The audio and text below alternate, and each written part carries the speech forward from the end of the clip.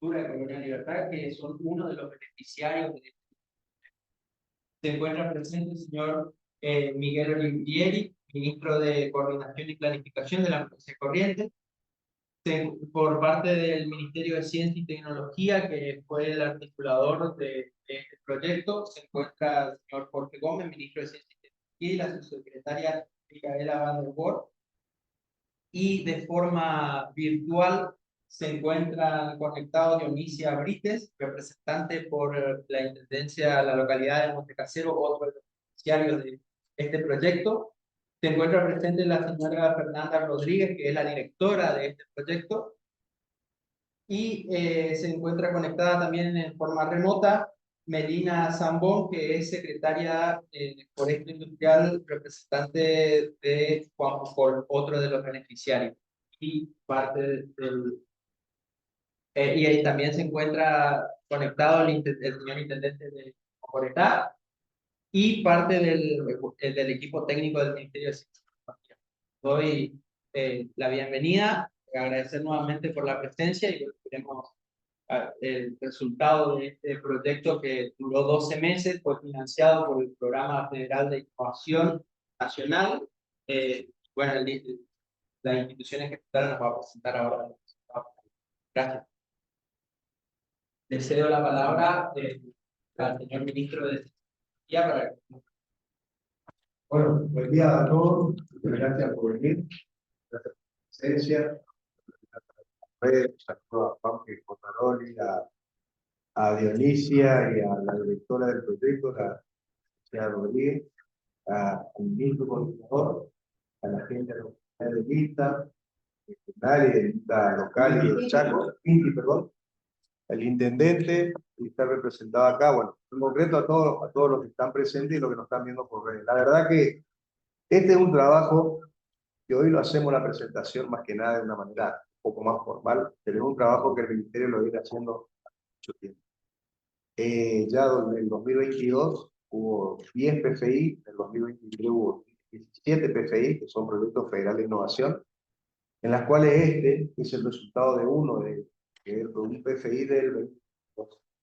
Y acá donde se ve el trabajo en conjunto de lo que tratábamos de hacer las tres patas, que es nación, provincia y municipio, ya que tenemos las autoridades nacionales que están representadas a través del INTI, el Estado Nacional que está representado a través del INTI, el Estado Provincial a través de nosotros, que somos los articuladores y vinculadores, a través del cual gestionamos, ¿no es cierto?, todo lo que sean los proyectos, y también se colabora con la elaboración y el asesoramiento en la formulación de proyectos, y los municipios en este caso que van a ser los beneficiarios en terreno, por decirlo de alguna manera, de estos proyectos.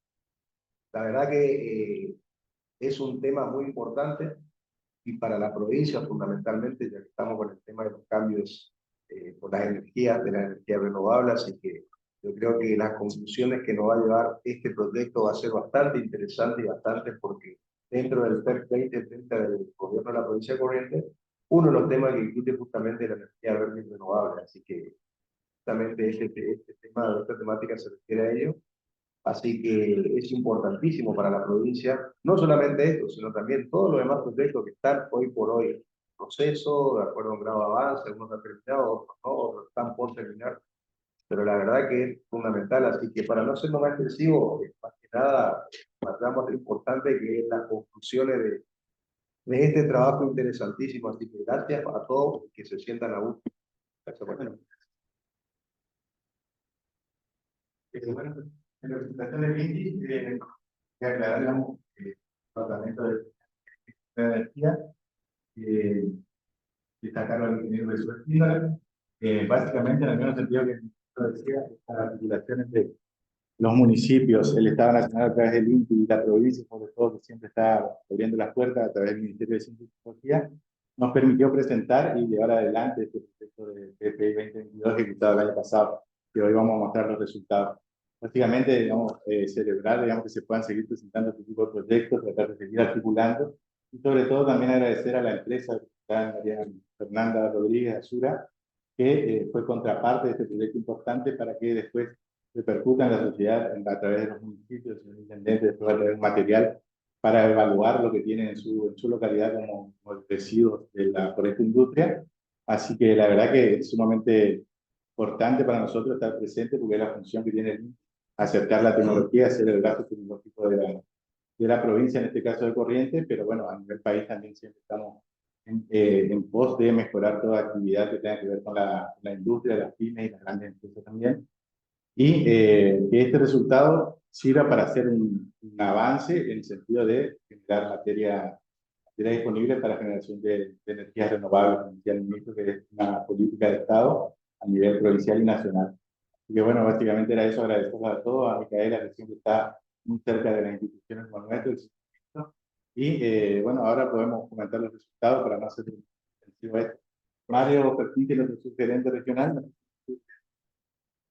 En primera instancia, agradecer por la invitación para la presentación de los resultados y también un poco poner de relieve las capacidades del INTI y que de alguna manera esas capacidades estén a disposición de la provincia, porque en definitiva los resultados van a seguramente incidir positivamente para que ustedes tomen una decisión con respecto a la línea de base de energía, digamos. O sea, hoy está muy en boga el tema energético y va a ser mucho más importante acá en adelante. Y por ende creo que territorialmente el INTI tiene agentes que se encargan de relevar estas demandas, tienen capacidades para hacer transferencia tecnológica y de alguna manera este trabajo que se hizo, si bien la línea es de perfil, pero bueno, sirve para que los municipios tengan un plan estratégico, si se quiere, en cuanto a energía. Dicho esto, creo que nosotros podemos acompañar, digamos, presentando los resultados y a través de ellos poder, en esa política que van a implementar seguramente los municipios, con los agentes técnicos, cómo abordar esta temática. Entonces, no solamente el tema energético, el INTI tiene muchas capacidades que seguramente en el transcurso del desarrollo de la presentación y en reuniones que seguramente tendremos, podremos presentar todo lo que estamos haciendo en la región. El INTI, si bien hoy nos convoca presentar aquí en Corrientes, tiene capacidad a nivel regional. Entonces es importante para nosotros la transferencia y que de alguna manera se repercuta en trabajos técnicos que seguramente van a tener los municipios o los organismos que quieran abordar la temática. Así que simplemente agradecer, presentar a todo el equipo técnico que hizo un trabajo muy interesante, y seguramente esto va a ser un círculo virtuoso que de acá en adelante vamos a trabajar en conjunto.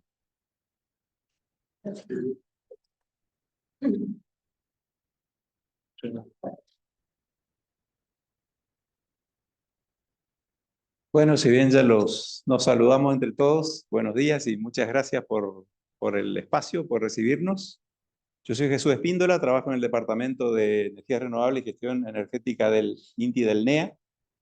Federico, Joaquín, Ricardo, Jorge, que no vino ahora, que es un agente de Formosa, y Fernanda, que nos acompañó siempre. Fuimos los que hicimos el trabajo de campo, relevamiento de datos, y después el análisis de los resultados, que es lo que vamos a presentarles ahora. Esperemos que se entienda, vamos a tratar de ser bien sintéticos y bien puntuales.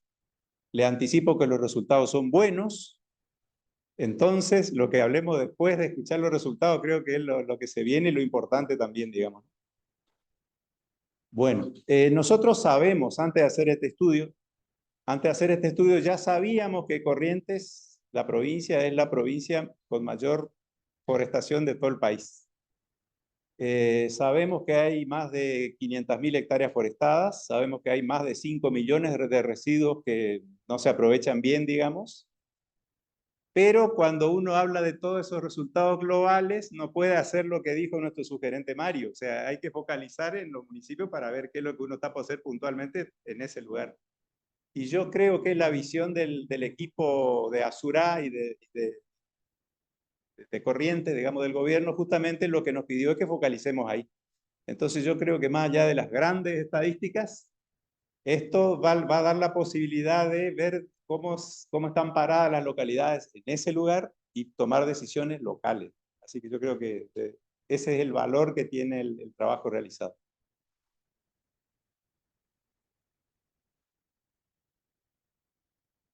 Bueno, nosotros vamos a hablar básicamente de tres cosas. Vamos a hacer la presentación del con qué nos encontramos, con qué cantidades nos encontramos, en las localidades que nos han encomendado, que fueron Mocoretá, Pujol, Montecasero, Libertad, Paso de los Libres y Chajarí, que no estaba al principio en los planes. En la marcha de la actividad nos pareció que era muy importante por cosas que fuimos enterándonos mientras hacíamos los relevamientos y terminó siendo también muy importante. Otra cosa que vamos a hablar es qué tipo de planta generadora eléctrica se puede basar en el resultado obtenido de la biomasa generada. Es decir, hasta dónde, hasta qué tamaño de planta es la que es factible, es sostenible y es recomendable llevar adelante. Y por último, y también no menos importante, algo que sería el futuro, lo que tendríamos que comenzar a hablar a partir de ahora, es porque hemos desarrollado un anteproyecto de la planta que nosotros decimos que se puede, o sea que son los 3 puntos. ¿Cuánto se generó? ¿Qué capacidad de planta es posible y qué característica debería tener la planta? Esos valores que aparecen ahí ya los vamos a ver más adelante, pero es un anticipo de que las noticias son buenas, o sea, hay más biomasa de la que se necesita. En principio, bajo determinadas condiciones, digamos que es una muy buena noticia. Sí. Bueno, antes de avanzar en las cantidades específicamente, queríamos contarles. Si uno tiene una planta de un tamaño determinado que funciona 24 horas por día, casi todos los días del año, menos 20 que hace falta pararla para mantenimiento, ¿qué alcance puede tener de impacto de consumo tanto a nivel industrial como a nivel de domicilios? Y una planta del tamaño de la que nosotros finalmente sugerimos que se haga, alcanzaría para 170 aserraderos o para 8.500 viviendas. Sería el equivalente a eso, la energía que podría generarse, con el resultado que nosotros estamos por explicar, digamos, ¿sí? Básicamente ese es el dato que nos interesa para saber, para poner en tierra, digamos, qué significa instalar allí una planta de biomasa con una capacidad instalada de 10 megavatios.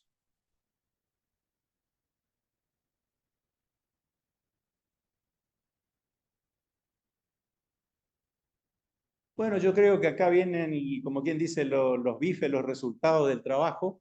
Nosotros tenemos localidades: Mocoretá, Juan Pujol, Montecasero, Colonia Libertad, Paso de los Libres, Chajarí, y el total. Y tenemos datos que son claves, digamos, la cantidad de rollos procesados en cada localidad. Estamos hablando de cantidades mensuales: 7.500 en Mocoretá, 23.000 en Juan Pujol, 3.000 en Montecasero, 3.000 y más en Colonia Libertad, 15.000 en Paso de los Libres y considerables 9.000 en Chajarí.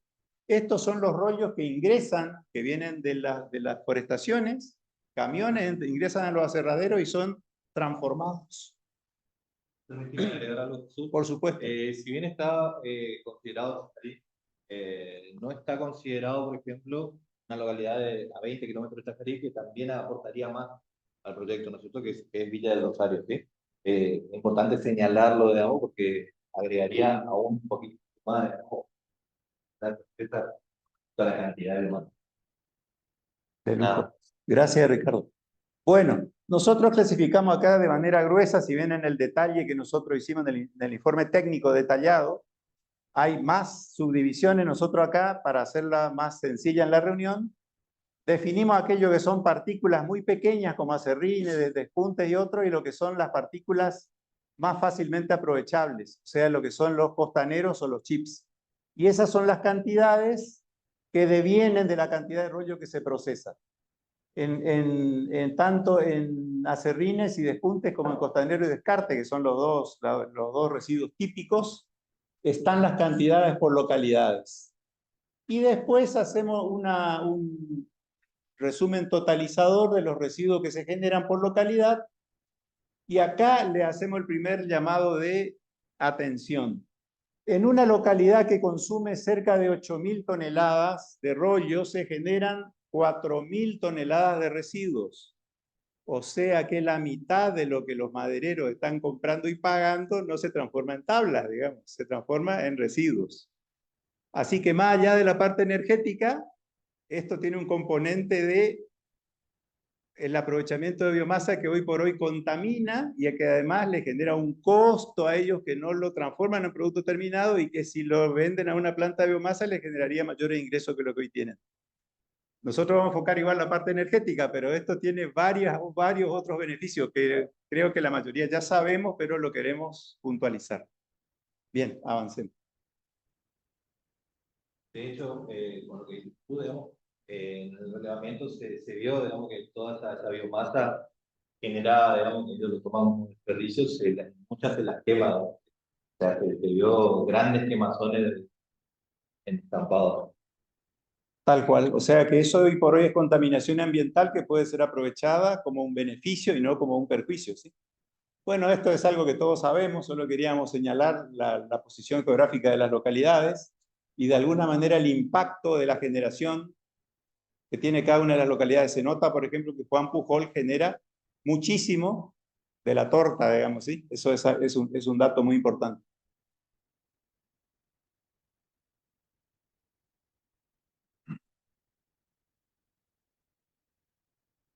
Bueno, esto es algo que nosotros consideramos que es la planilla clave para entender el resultado.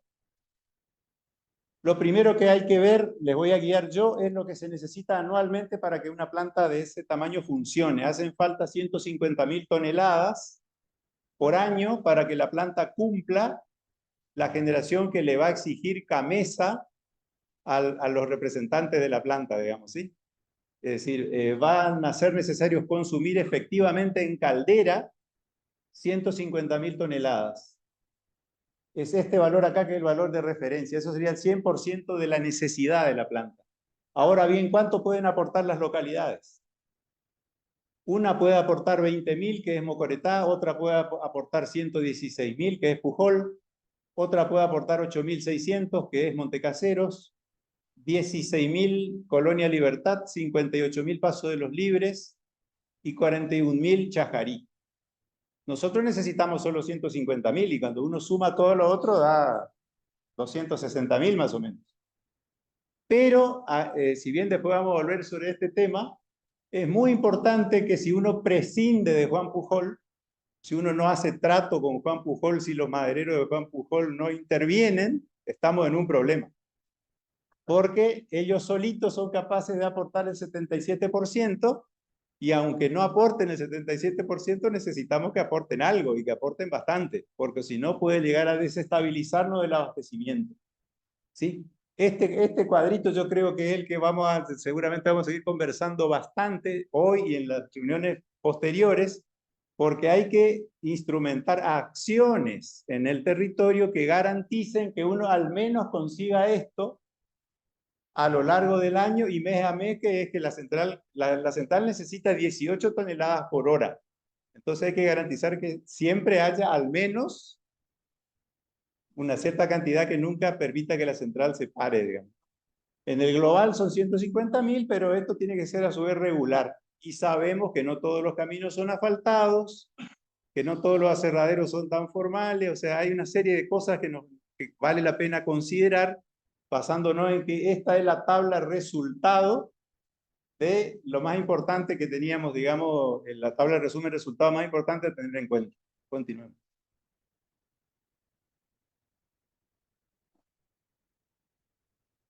Bueno, yo le voy a explicar sintéticamente esto y le voy a dar paso al resto del equipo para que hable sobre la central. Hasta ahora lo que hicimos entonces fue referenciar el resultado de la biomasa relevada y las potencialidades de cada localidad. La central que nosotros estamos proponiendo es muy parecida en el sistema a la de Santa Rosa, muy parecida a la de Virasoro, muy parecida a la de Unitán de Chaco, muy parecida a la de la Escondida de Chaco. Es el famoso ciclo Rankine que nos enseñan en la universidad, que es el que más se adapta para hacerla a biomasa, digamos. No le vamos a enredar con el esquema, pero básicamente se trata de quemar el combustible, la biomasa, en una caldera, generar vapor. Ese vapor se se logra con agua muy tratada, muy especialmente tratada, o sea que el agua es un componente muy importante en el ciclo. Posteriormente, ese vapor a presión pasa por la turbina que genera movimiento rotatorio que hace andar el generador eléctrico de 10 megavatios. Ese vapor, una vez que generó la energía y ya perdió presión, no se puede tirar porque es agua que costó mucha plata, o sea, es agua que es muy especial y muy tratada. Entonces se recupera esa misma agua, se la vuelve a la caldera y digamos que el fluido agua-vapor está en un circuito cerrado. No tan cerrado porque tiene purgas, pero esa es un agua especial que hay que cuidarla mucho. Estamos en corriente, pero aún así el tema del agua es todo un tema, ya lo van a ver más adelante. Hay otra agua que se usa, que no es el agua de vapor, que es agua que se usa para que ese vapor se vuelva a transformar en agua después que salió de la turbina. Se llama agua de condensación. Esa agua de condensación se necesita más o menos 70 veces más que el agua de caldera. El agua de condensación es un circuito de mucho consumo de agua, que si bien también se recupera, se evapora bastante y genera la necesidad de tener, aparte del equipamiento electromecánico de la central, la disponibilidad de fuentes de agua y una planta de tratamiento de agua que están dentro de las características de la central. Yo voy a dar paso a que Ricardo nos explique ahora un poco más acerca de los componentes. No vamos a entrar tanto en detalle, está todo detallado en el proyecto, pero vamos a tratar de que se entienda en bloque cómo funciona y después seguramente que el resto de los ingenieros va a hacer sus aportes. Bien. Bueno, Jesús ya dio el detalle, ¿no es cierto? O sea, tenemos esta biomasa, digamos, que llega en camiones a la planta. Quizás ponemos el esquema que ahí está como más didáctico.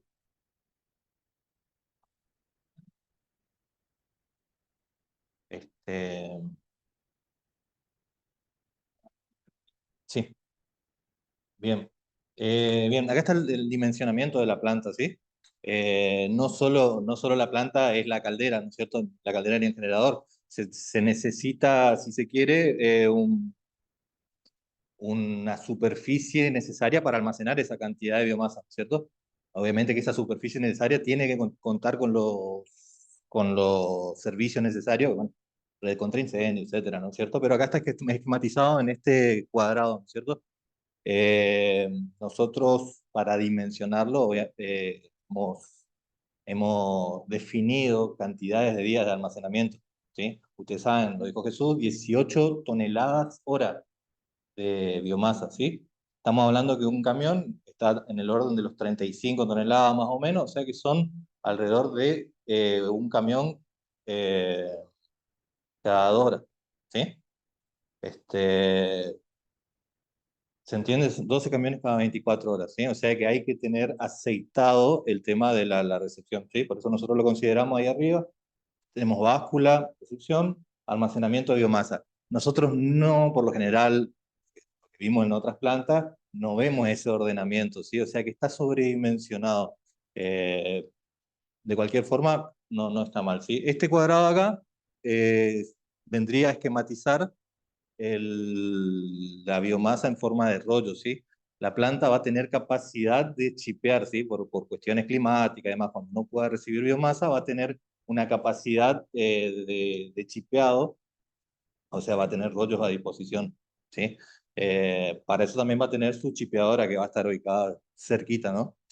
Va a tener un lugar donde acondicionar el chip el chip o la biomasa antes del ingreso a la caldera, y después va a tener el sistema de generación de vapor con torres de enfriamiento y la reserva de agua, ¿sí?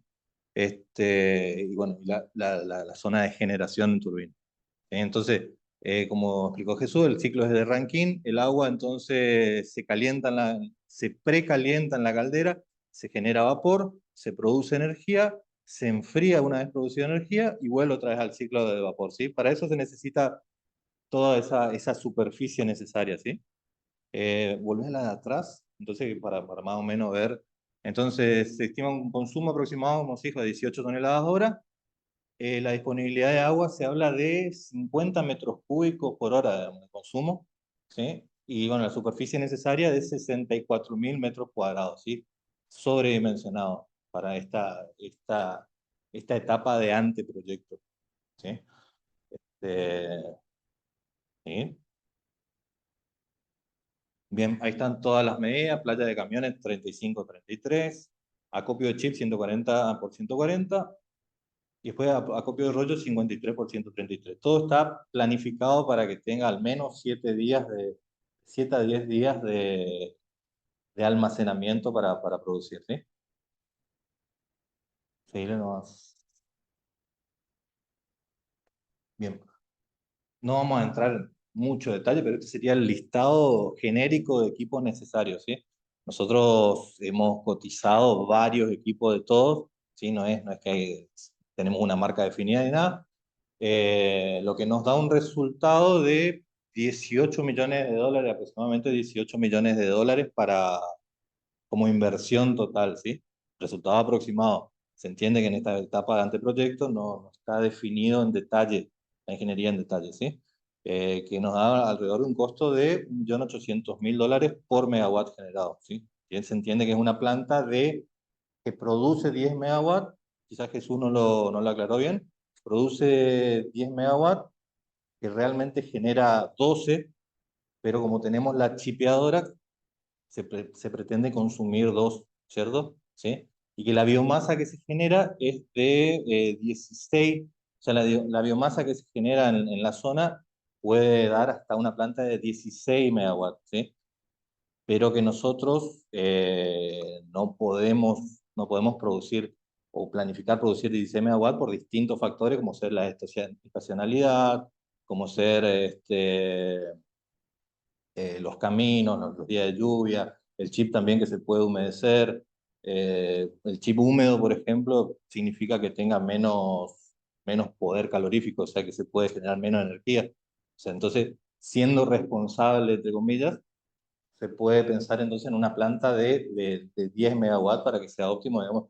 Nosotros podemos asegurar eso. ¿Se entiende ese concepto? Ricardo, quería aprovechar.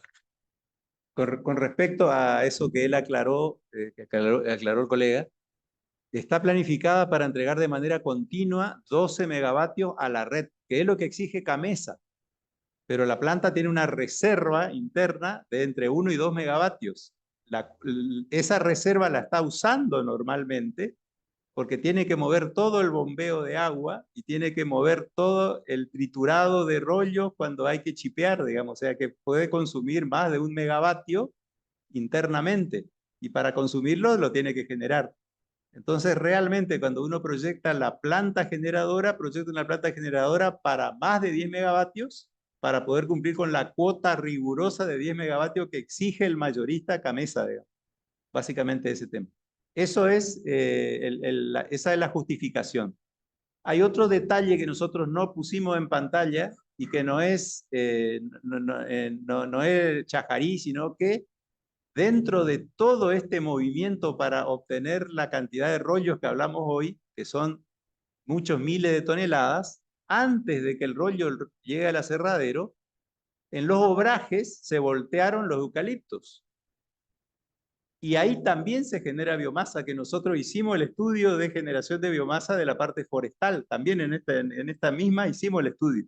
No lo presentamos ahí porque la idea era presentar biomasa fácilmente disponible para el proyecto. Y nosotros nos dimos cuenta al hacer el relevamiento que los emprendimientos forestales, que son muchos, que producen mucha biomasa en el emprendimiento por ramas, por parte del rollo que cortan y queda tirado ahí, representa más o menos el 11% de los rollos que van a los aserraderos, o sea que hay muchísima biomasa más todavía, pero que los obrajeros no la están tratando y es muy complicado acostumbrarlos a ellos a que entreguen como entregarían los aserraderos. Entonces decidimos sugerirle a la directora del proyecto que no consideremos eso por el momento, o sea que lo tengamos sumado en un costadito, en un cajoncito, pero que no lo coloquemos en la planilla como biomasa disponible, porque si bien existe, es muy difícil obtenerla de manera regular. Sí, ahí vos. Bien, nosotros generamos un render, digamos, para el esquema ese muy básico, tenga otra cara, si se quiere, ¿no? Entonces ahí se puede ver la playa de estacionamiento de los camiones, la báscula, la playa de almacenamiento. De nuevo, nosotros no vimos ese ordenamiento en ningún lado, ¿cierto? Pero por eso está sobredimensionado, ¿sí? El galpón de almacenamiento para el acondicionamiento de la biomasa, la chipeadora.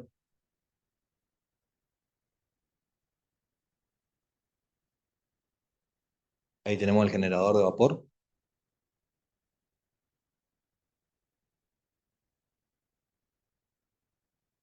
Ahí tenemos las torres de enfriamiento, el tanque australiano,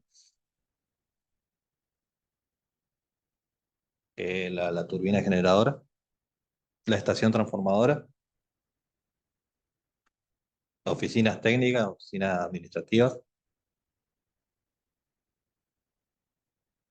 estacionamiento vehicular, digamos, para los empleados, y bueno, la playa de biomasa y el total.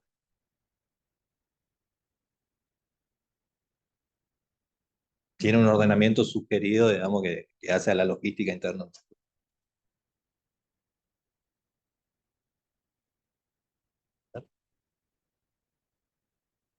¿Sale que sí?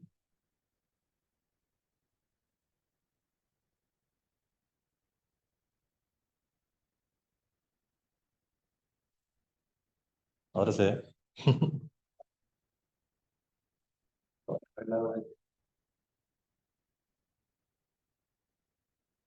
Una consultita. Sí, sí, Ahí en el render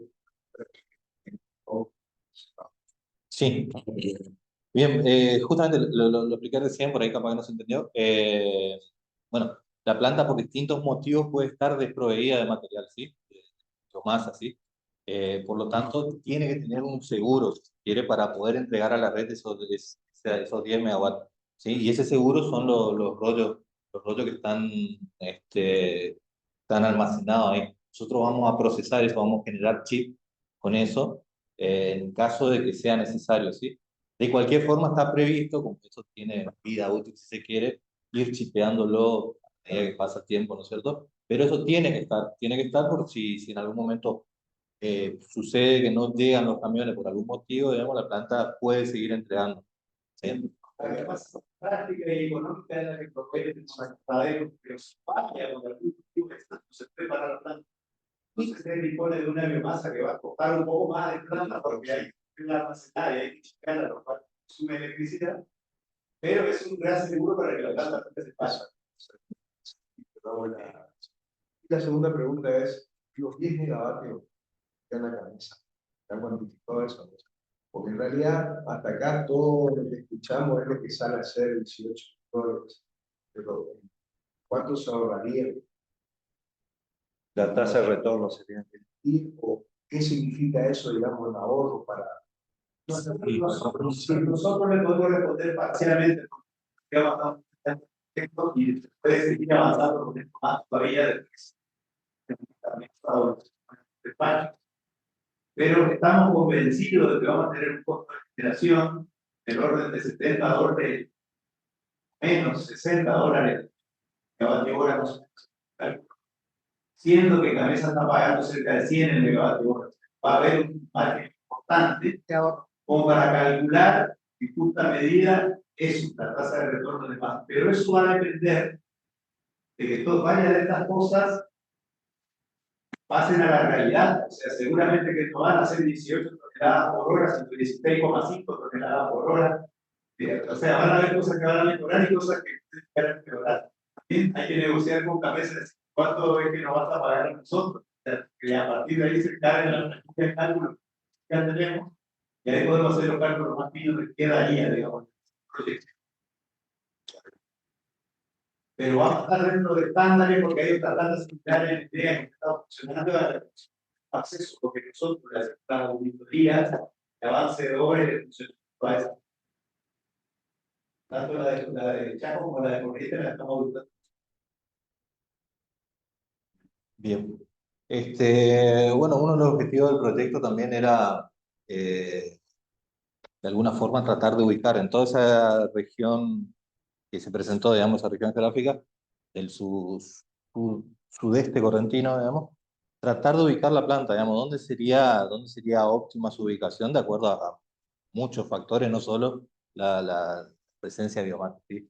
De hecho, como carácter excluyente, por ejemplo, es la inyección a la red, los puntos de inyección a la red. Existan, digamos.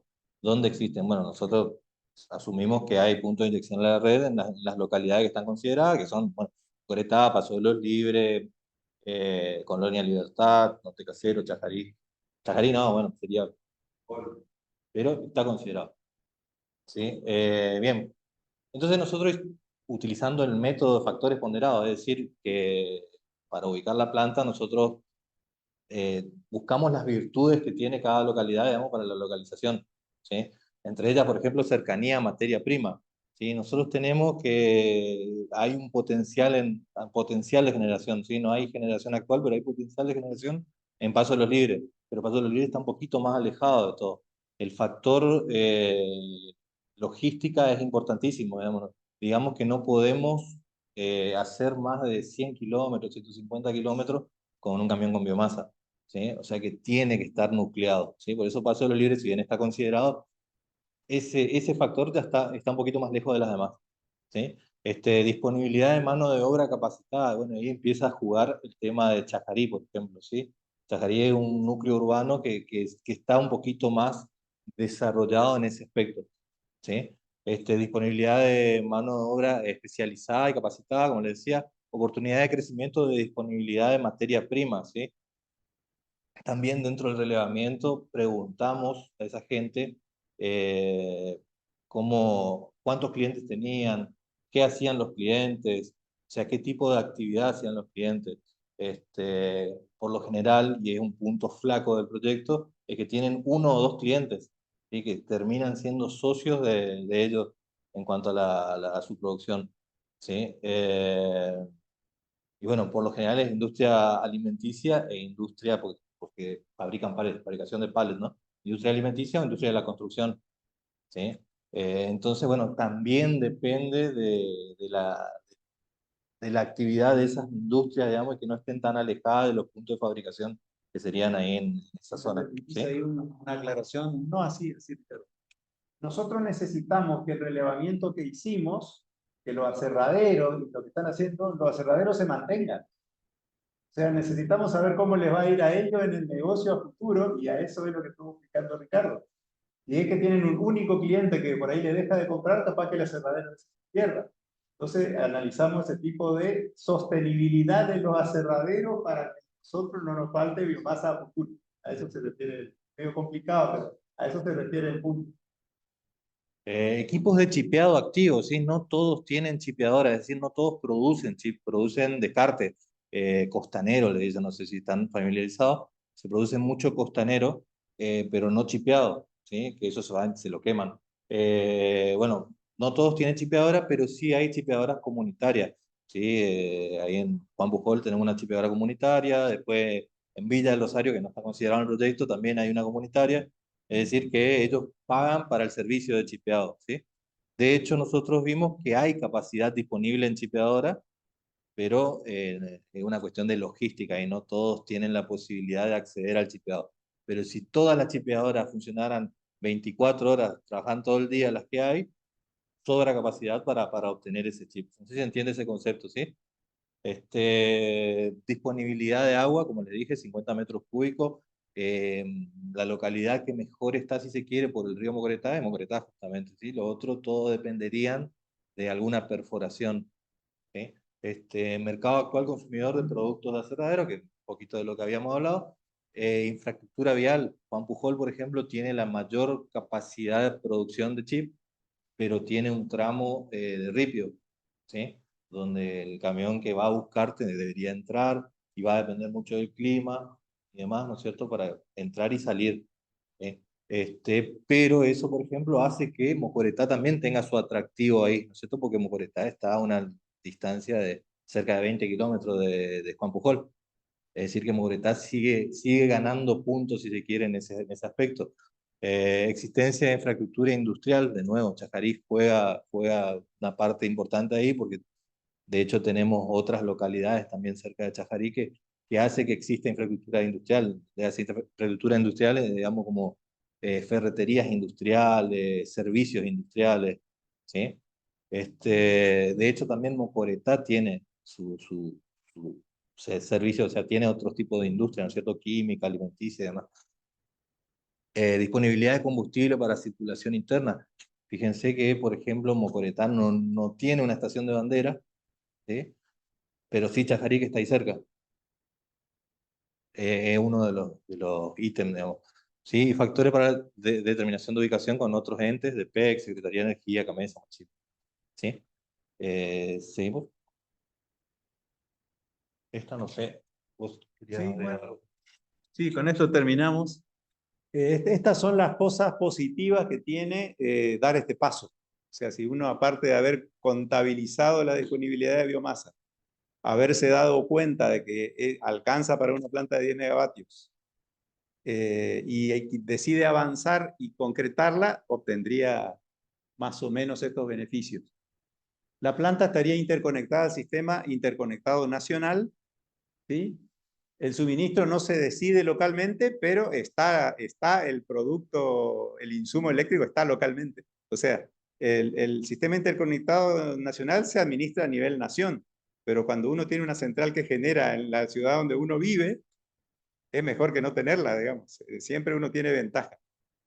La posibilidad de que si hay corte del sistema interconectado nacional, como sucedió hace unos años que hubo un problema en Santa Fe, y solamente una localidad en Córdoba quedó con electricidad en todo el país porque tenía una planta propia y porque se desengancharon de la red.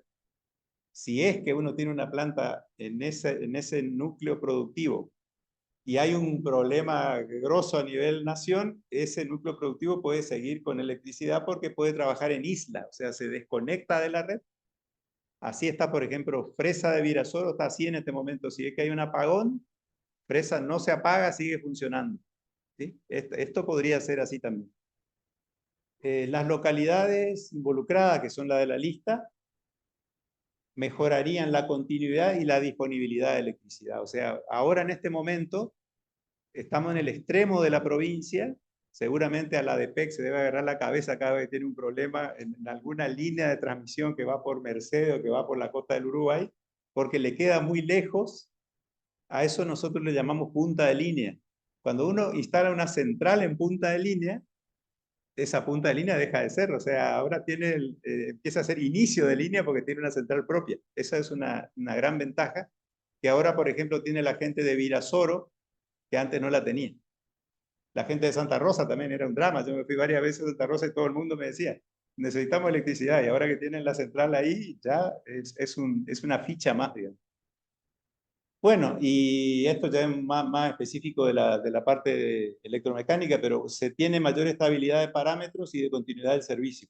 Los parámetros son el voltaje, que no haya caída de tensión, que si tengo trifásica realmente tengo las tres fases, las tengo equilibradas, todo ese tipo de cosas que cuando uno tiene carencia, ya sea de red o de suministro, habitualmente tiene estos problemas. Hablando de red, si la red en este momento para llegar hasta ahí no es lo suficientemente fuerte, el hecho de tener la generación ahí hace que no sea necesaria una red de transmisión tan fuerte porque se está generando localmente. ¿Se entiende ese concepto? Bueno, esto es un poco el resultado posible de avanzar con este proyecto. Entonces, para finalizar, digamos, dado lo que acaba de explicar Jesús, los factores que suelen importantes, ¿no? Son la disponibilidad de materia prima, disponibilidad de agua, todo eso, ¿no? La disponibilidad de insumos industriales de energía por lugar que nosotros encontramos, digamos, en el entrenamiento de Mocoretá, ¿sí? Lugares indicados, digamos, a los que más puntos daría factores ponderados de los que hablamos. Pues podría haber otros factores que vuelquen hacia otro lado, digamos, a otras cercanías, ¿no es cierto? Pero de los factores que nosotros consideramos, está todo en la carpeta, digamos, es Mocoretá. Lugar indicado. Instalar en Mocoretá y asfaltar el ripio que va hasta Pujol. Bueno, con esto esto es lo que queríamos presentar y a partir de ahora, depende del tiempo de todos, nosotros estamos a disposición acá mismo para continuar charlando. Muchas gracias.